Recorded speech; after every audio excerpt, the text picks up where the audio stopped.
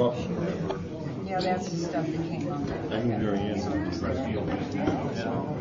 Well, I didn't even see this. Where'd you go? There's more. There was one was in your bag. Oh, I threw that back. You were here a long time ago. And then the extras were laying on the table. No, I know. You get here and it's like, And she could participate. this is like my 10 o'clock meeting. Well, otherwise, we'll move it up. Have to get one of those. Betty was coming. She told me. She's so scheduled. She's dinner at a certain time.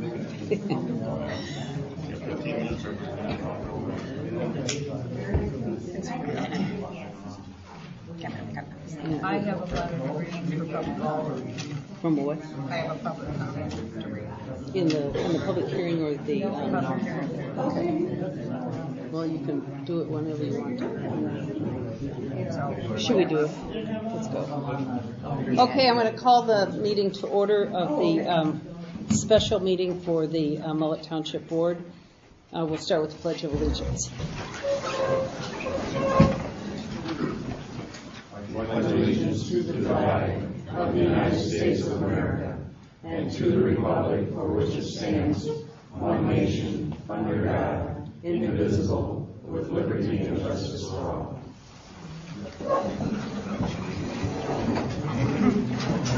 Okay, the purpose of this meeting is to have public comment on the revised lighting district that you all the township taxpayers got a letter on. So we can answer questions, and we'll take your comments. We have both our assessor and our lawyer here. So any questions that you have that we can't answer, we'll be more than happy to shoot it to either one of them. So, who's got questions or comments? Yeah. What type of lights are you installing? Are they going to be dark sky friendly? Rachel, do you want to answer that? We're not really installing any lights. They're the present lights on the highway, or if you're up on top of a B, or Birchwood, or Long Point. It's a 6-mile corridor on 27. Mm-hmm. And where do you live? I'm 27. Yeah, okay, so those are the lights, they'll remain. There is maybe a possibility we would add some for safety purposes, but that would be up to the board. Okay, but as these lights burn out, can they be replaced with dark sky friendly lights? Yeah. Is that on the agenda to do that? We have a contract with Consumers Energy. They do it as part of the contract, no charge. Okay, but the LED blue lights that shine down. No, they're presently sodium. Right, but they will be eventually replaced, what I'm saying. No, those are Well, they're what they presently just got mercury vapor. replaced. No, she just The replaced some of sodium, the sodium. the high pressure sodium is what's going to be there. Okay, I have a question about the sodium lights, and you said they're going to be replaced. They did. I live on Columbus and Bennett up here. They just replaced those lights. They put yellow in. It looked like a ball field. I called Consumers. They came out, put shades on it, and it still blinds you when you fill up the road. And you're having a trouble with Too what? bright. They're too bright. Too bright? Yeah, they're ridiculous. We live up north for a reason. These bright, yeah, I don't want, the sodium lights, they're just too bright when they got so many better alternatives out there. The Backnell bridges, their lights for now are replacing theirs with the LED point down light. Mackinac City has done this. St. Ignace is doing this. Why can't we do this? I think we'll take that under consideration. Yeah, I think it's a right. very good point. Right, we can take a look at that. Yes. Who requested these new lights? You mean the lighting district or what? No, who requested that we get new lights? Well, we're not getting new lights. Let's be clear. We are just updating the lighting district. We all have always had a lighting district since 1949. So the ones we've got. We're not doing anything to change the lights. We're just making some changes to who's in it. And I think maybe Clayton could talk to that. Or Well, first of all, a comment. The lights are being changed because the mercury vapor lights that you've all been used to for so many years oh, I thought he was. are not available as an option anymore because they contain mercury. So the EPA has essentially outlawed those lights. So the sodium vapor lights, high pressure sodium lights or low pressure, I'm not sure which one. No, they're high pressure. They're high pressure. Anyway, the sodium is an approved replacement for the mercury vapor. If you have mercury vapor on your pole barn, or on your garage, and you go to buy a new bulb for it, you won't be able to buy a bulb. You won't be able to buy a transformer for it. They've just been outlawed. So there's no parts. So as those lights burn out, this is what the option that Consumer Power gave the township. This is what we will replace it with. Are they burning out now? Yeah. Yes, they are. Yeah. I live up in Bennett Road. What benefit do I get from this lighting district? It goes up Bennett. This is what we're here to discuss. Well, I think the question is, it's not the $15 a year. No. It's why is it only people a half a mile from why not the whole township? Well, when you do an assessment, and I think maybe our lawyer could talk about this better than I can, but I'll give you a cut on it. When you do an assessment, you're doing it because there's a benefit to people. Okay. And so when what they call so when you do something like lights, some people get more of a benefit than other people get. And the people that get the most benefit from it should pay for it. So if I lived someplace at the end of Mullett Road, on the other side going to Hoppy's, and there's no light there, why should I pay for a light at the other end of Mullett Road? I'm not getting any benefit. If I live at the end of Mullett Road where there's a light, I'm getting benefit. I'm getting safety benefit. It's much more secure if I have a light than if it's dark. I should pay for it. So that's how assessments are. For any kind of assessment, you look for what is the benefit that the people are going to get. So the only people that pay for the lighting district. What? Aren't we a community? Yeah. But in an assessment, the only people that pay for the assessment are people that get the proportional benefit from it. What benefit do I get from it up on Bennett Road? I'm 400, 500 yards from a light. What benefit am I receiving? Well, I'm not sure where you live, but I think you would get the safety benefit of driving. The benefit. Headlights. Headlights. Headlights. We got Yeah. reflectors. All right, but we have the lights now. Right. So the issue is that we're not going to take the lights out. Right. The issue we're here to talk about is where we have people paying for the lights, are going to pay for the lights. But I'm paying 76 cents. Okay. Do you want to talk about that, the district now? The district, sure. The district, the reason most of this came about, I'm Clayton McGovern, your assessor.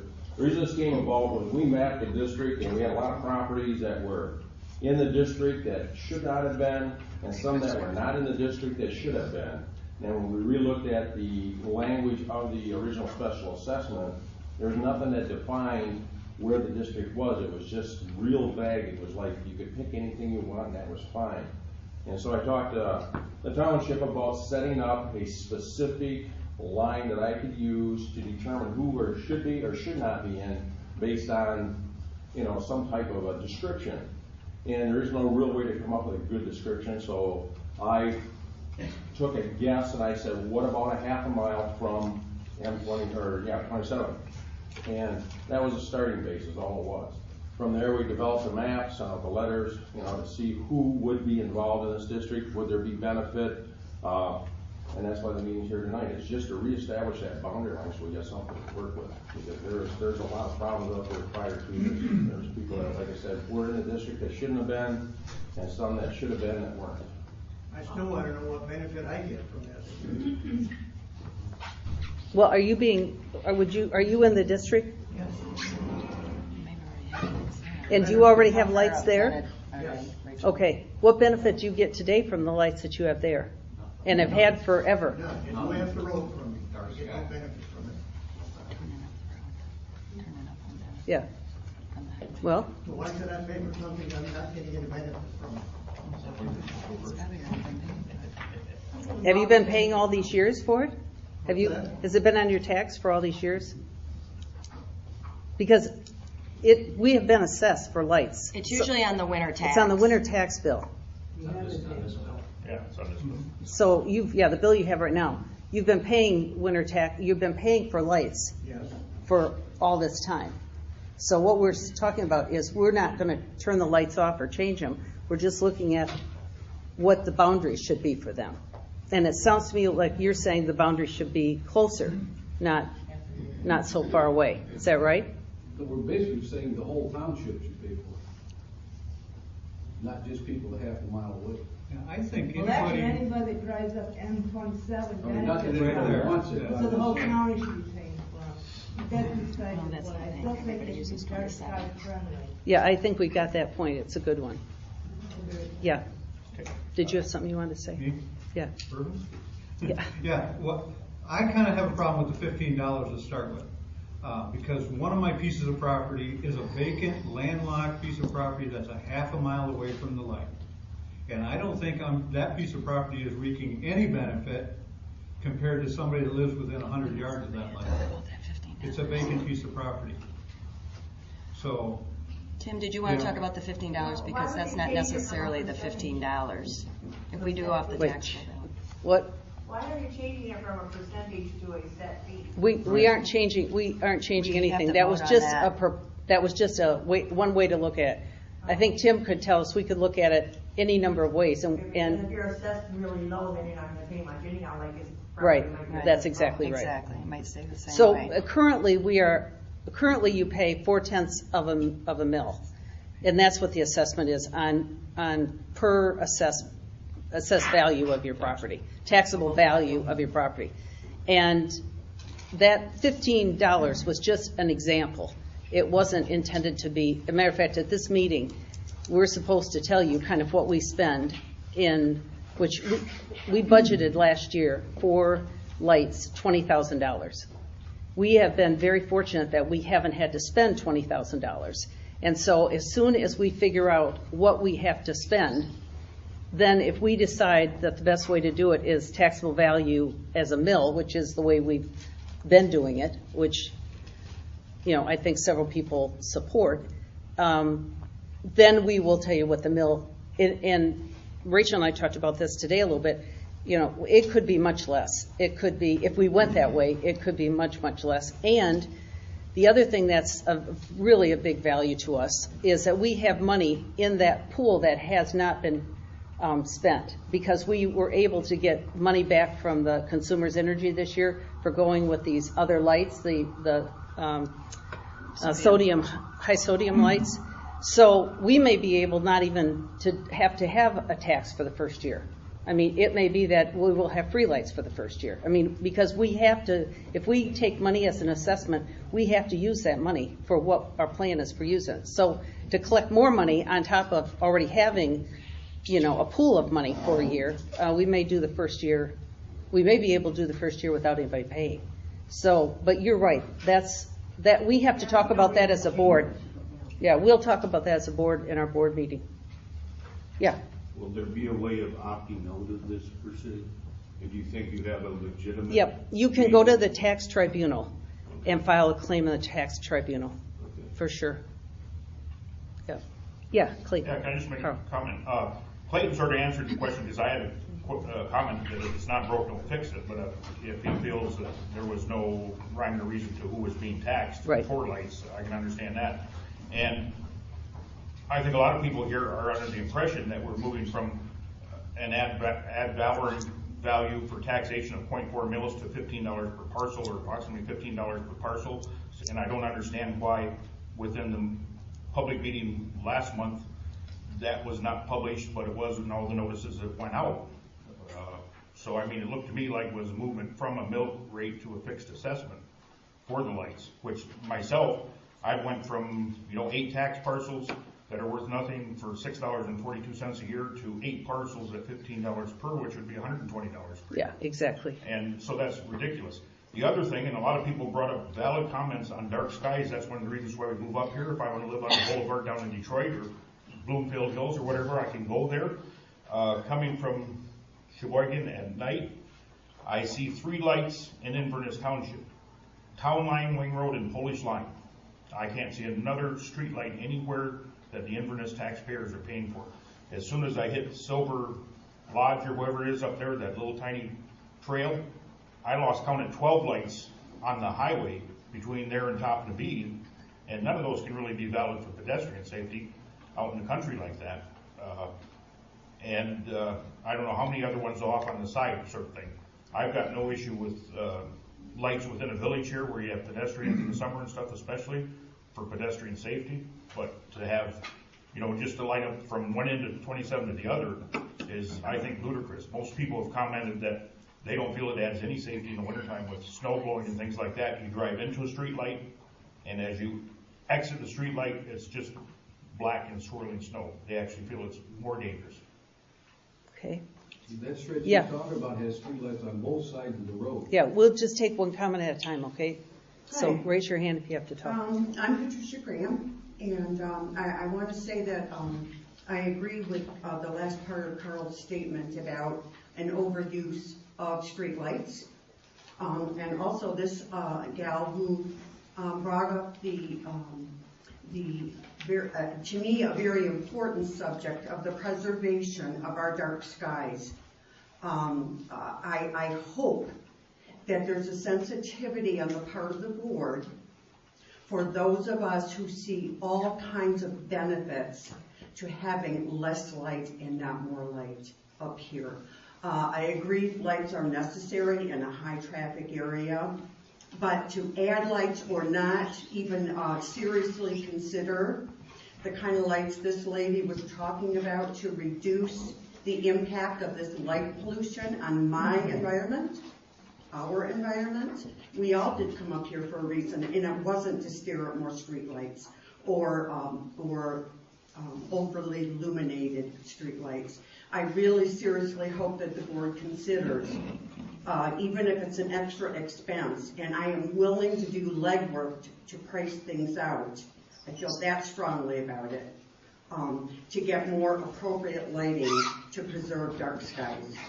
Okay, thanks. And I have this information on International Dark Sky Standards for blue lights for you. Okay, great. Also, here's traffic counts that have gone to the dark sky parks this summer. I mean, it really brings a lot of people up here. Yeah, great. Yeah.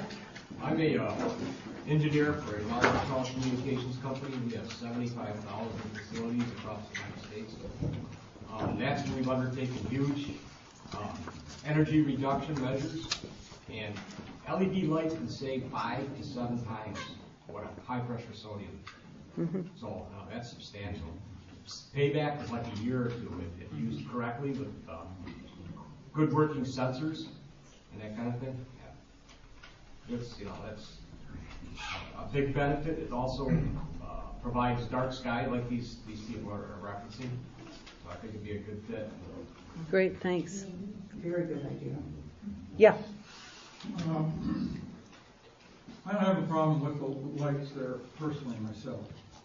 They are a safety issue as far as I'm concerned, and I do think it's to have some lighting on the highway as you're driving down there late at night, snowing, that type of thing is a good safety issue. However, I do not quite understand the $15 per property. Is this something that is being considered, or are you said it was an example? Where does this stand? Tim will respond to that for you.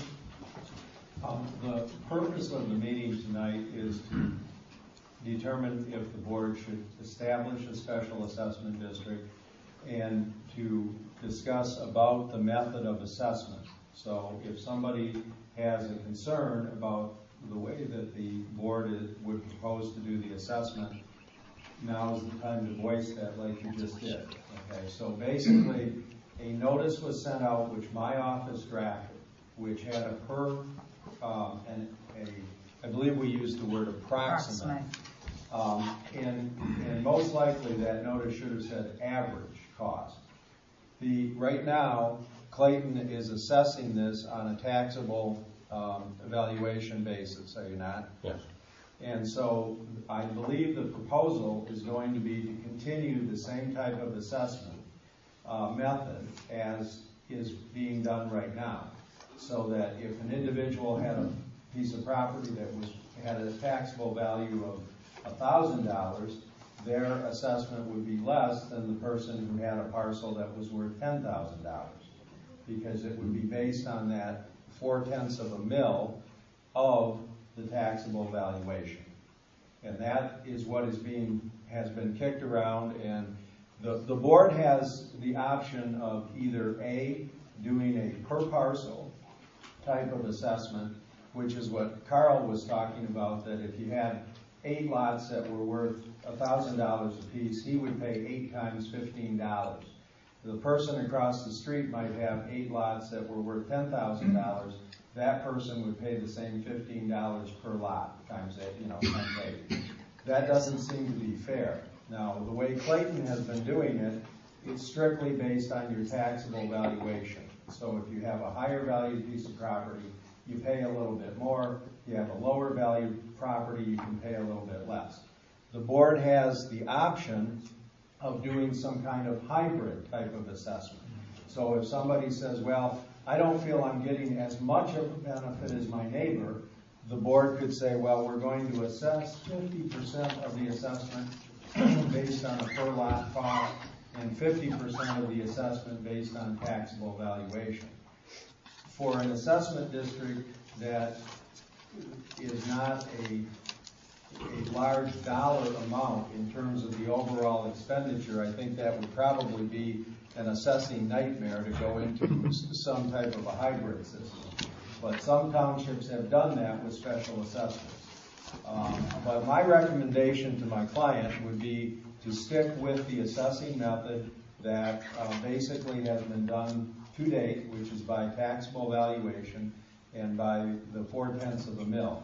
The notice that went out, do not blame your board members. I wrote the notice, so if anybody's upset about seeing $15 in there, we should have used the word perhaps average as opposed to approximate. And I apologize to you folks for not doing that. But my recommendation would basically be to stick with the assessing method that you have right now.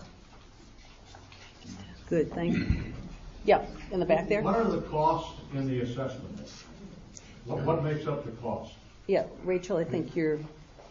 It's strictly the light bill, however much it costs to Just run. the light bill? Mm-hmm. No, No, that's the only thing that we can spend money on is the light bill.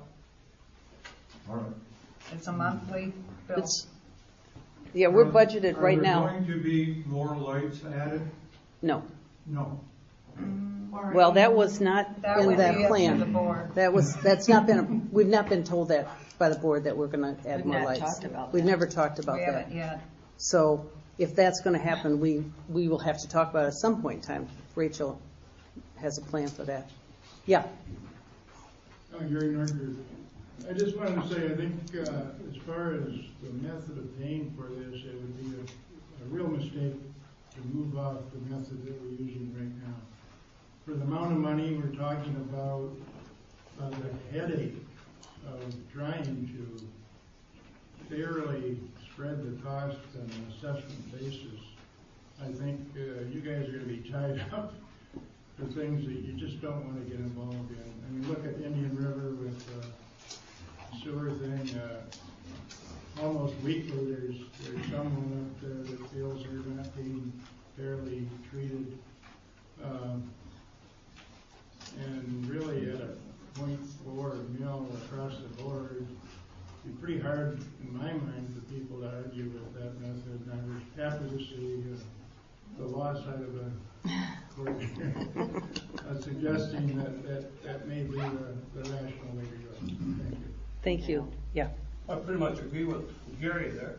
If we've been going 66 years, you said 40 tonight? 49. 49? Mm-hmm. What is that, when you pay your consumer's bill, is that to the power only? Because we've changed those lights out there a lot.